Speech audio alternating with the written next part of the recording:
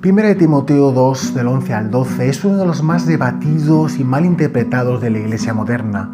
Muchos lo han usado para silenciar a las mujeres por completo, mientras otros lo han ignorado por completo para adaptarse a la cultura. La pregunta no es lo que la sociedad piensa, ni lo que la tradición dice, es ¿qué enseña la palabra de Dios? Pablo no busca limitar el valor de la mujer, sino establecer el orden que Dios diseñó para el culto y la enseñanza autoritativa de la Iglesia. Lo que mandó no es arbitrario ni cultural, es teológico y raizado en la creación misma. Por eso es necesario explicar este texto en su contexto histórico, literario y doctrinal, para entender lo que Dios está ordenando y lo que no está ordenando. Vamos a ver varios puntos. El primero, contexto de la carta a Timoteo. El segundo, contexto inmediato. El tercero, exégesis doctrinal. Cuarto, fundamento teológico. Quinto, lo que Pablo no prohíbe y por supuesto al final la aplicación. Muy bien, hermanos, vamos a empezar con el contexto de la carta a Timoteo. La primera carta a Timoteo fue escrita por Pablo para corregir el desorden, la falsa doctrina y abuso de autoridad en la iglesia de Éfeso. Timoteo estaba luchando contra maestros falsos, especulaciones, controversias y una congregación inestable que necesitaba dirección pastoral. Pablo escribe para establecer un marco claro de conducta, pureza doctrinal y orden eclesiástico. En este contexto, la instrucción sobre el rol de la mujer no es un ataque, sino una protección del gobierno espiritual diseñado por Dios. La carta busca restaurar la reverencia y la autoridad pastoral en una iglesia bajo presión. Éfeso era una ciudad marcada por el culto a Artemisa, donde mujeres, líderes religiosas, ejercían autoridad desordenada y esa influencia había entrado en la iglesia. Además, algunas mujeres recién convertidas estaban enseñando doctrinas erróneas sin formación bíblica. Pablo no prohíbe por sexismo, sino para frenar el error y proteger la verdad. El propósito de 1 Timoteo es definir quién puede ejercer autoridad espiritual y cómo debe funcionar la iglesia según el diseño de Dios. Toda la carta apunta a un orden que glorifica a Cristo y preserva la pureza del Evangelio. Vamos a ver el contexto inmediato. El capítulo 2 de 1 Timoteo define la conducta que debe caracterizar a la iglesia cuando ésta se reúne para adorar. Pablo establece instrucciones para hombres, versículo 8, para mujeres, versículo 9 y 10, y finalmente para el orden de enseñanza, versículo 11 y 12. El contexto muestra que Pablo está regulando el culto público, no la vida cotidiana fuera de la asamblea. El tema es la autoridad espiritual durante la reunión, no el valor o capacidad de la mujer. El mandato busca garantizar que la adoración sea reverente, ordenada y sometida a la doctrina apostólica. En los versículos previos, Pablo corrige a hombres que estaban orando con ira y contiendas, mostrando que su objetivo no es favorecer a un sexo sobre otro, sino restaurar el orden espiritual. Luego corrige a mujeres que estaban distraídas por vanidad exterior, llamándolas a vestirse de modestia, buenas obras y sobriedad. Finalmente, en los versículos 11 y 12 aborda el tema de la enseñanza autoritativa, aclarando que la mujer debe aprender en sujeción y que no le es permitido ejercer dominio doctrinal sobre el hombre. Este contexto muestra que el mandato es litúrgico, no personal, y que su enfoque es proteger la enseñanza oficial de la Iglesia. Pablo habla de una función específica, el oficio de enseñar con autoridad.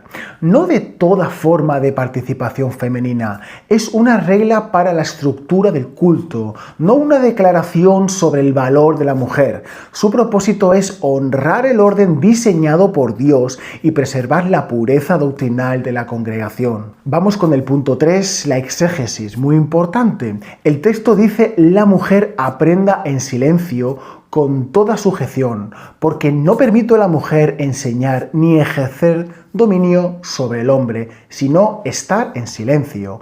La primera palabra clave es aprenda. Lejos de excluir a la mujer de la formación bíblica, Pablo ordena que aprenda. Es una instrucción positiva, no una restricción. Dios quiere mujeres doctrinalmente sólidas. El modo es en silencio, que no significa mudas, sino una actitud de sujeción al orden del culto y a la autoridad pastoral establecida por Dios. La segunda palabra clave es enseñar. El verbo griego se refiere a enseñanza doctrinal autoritativa, propia del oficio de pastor o anciano. Pablo prohíbe que la mujer ejerza este tipo de enseñanza sobre hombres en la asamblea. No prohíbe toda enseñanza, como se ve en Tito capítulo 2, versículo 3 al 5, donde las mujeres enseñan a otras mujeres. La prohibición es específica, la enseñanza pastoral y doctrinal con autoridad. La tercera palabra clave es dominio. El término griego no se refiere a autoridad normal, sino a ejercer gobierno espiritual sobre la congregación, es decir, el oficio de pastor o anciano.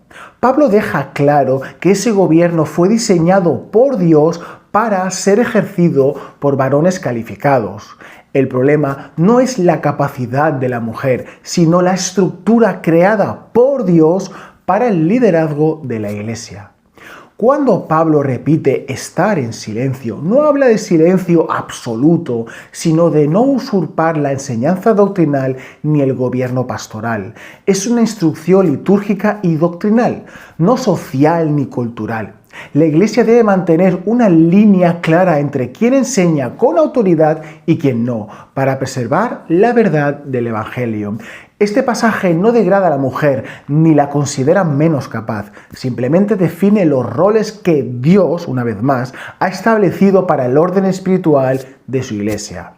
La enseñanza autoritativa es una responsabilidad pastoral, no un derecho humano, y Pablo afirma que esa función le fue asignada por Dios al hombre, no por superioridad, sino por diseño. Vamos al punto 4, fundamento teológico, muy importante también. Pablo no fundamenta su enseñanza en la cultura del siglo I, ni en costumbres locales, ni en la educatividad de las mujeres de Éfeso. Su fundamento es teológico y universal. El argumento de Pablo tiene dos pilares, creación y caída. El primer pilar es el orden de la creación, porque Adán fue formado primero, después Eva. Pablo no habla de superioridad, sino de prioridad en el diseño de Dios. Dios estableció un orden de autoridad espiritual desde el principio y lo utiliza como base para el orden en la iglesia. El liderazgo de Adán no fue cultural, sino creado. El segundo pilar es la naturaleza de la caída. Y Adán no fue engañado, sino que la mujer, siendo engañada, incurrió en transgresión. Pablo no culpa a Eva de forma machista. Recuerda que la inversión del orden creado llevó a la desobediencia. Eva tomó la iniciativa espiritual que Dios había dado a Adán, y esa inversión produjo un caos. El argumento es claro. Cuando se rompe el orden que Dios establece, hay consecuencias. Pablo enseña que la iglesia no debe repetir el desorden de Génesis 3, donde la serpiente habló, la mujer tomó el liderazgo y el hombre guardó silencio. El culto debe restaurar el orden correcto, el hombre liderando espiritualmente con sacrificio y la mujer colaborando con sabiduría y sujeción. Así, el liderazgo pastoral no es una imposición humana, sino un reflejo del diseño original de Dios para la humanidad. Este fundamento teológico demuestra que la prohibición de enseñar con autoridad no es temporal, local ni cultural.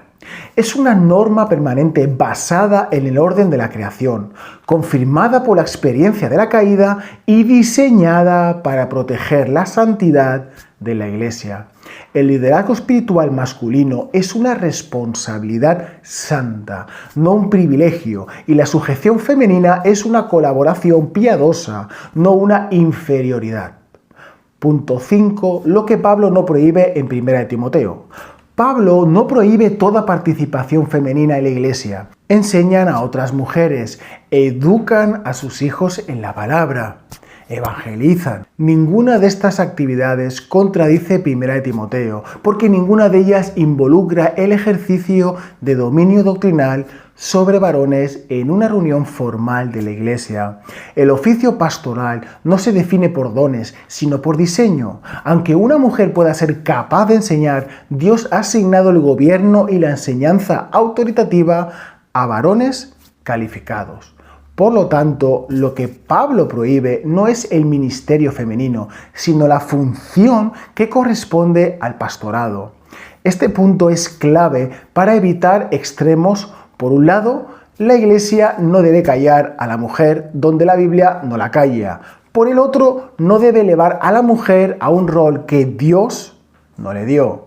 La sabiduría está en mantener el equilibrio bíblico, honrar el diseño de Dios sin apagar los dones del Espíritu. La aplicación principal de este pasaje es que la Iglesia debe someterse al diseño de Dios, no a las presiones culturales. El texto de 1 Timoteo 2 sigue teniendo autoridad hoy porque su fundamento no es social ni histórico, sino teológico. El texto de 1 Timoteo tiene autoridad hoy porque su fundamento no es social ni histórico, sino teológico. El orden de la creación y la lección de la caída.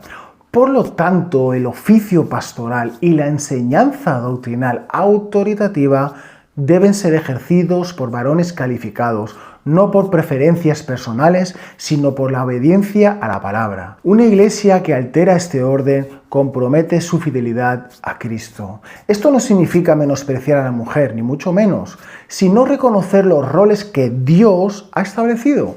La mujer tiene un ministerio rico, digno y necesario en la iglesia.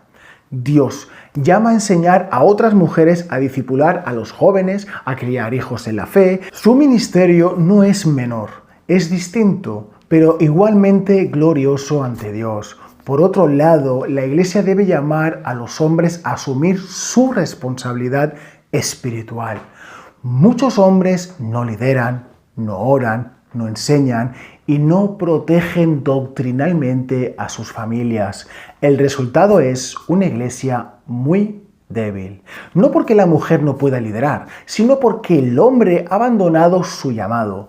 Cuando el hombre lidera como Cristo, con humildad, sacrificio y pureza, y la mujer colabora con sabiduría y gracia, la iglesia refleja la obra perfecta de Dios. La aplicación final es esta: someterse al diseño de Dios trae orden, paz y bendición a la iglesia. Una iglesia que respeta los roles creados por Dios honra al Evangelio y mantiene la autoridad de las Escrituras. Y cuando cada miembro del cuerpo camina en su propósito, la iglesia es fuerte, santa y estable. No es una batalla entre hombres y mujeres, sino una sumisión común a la palabra de nuestro Dios.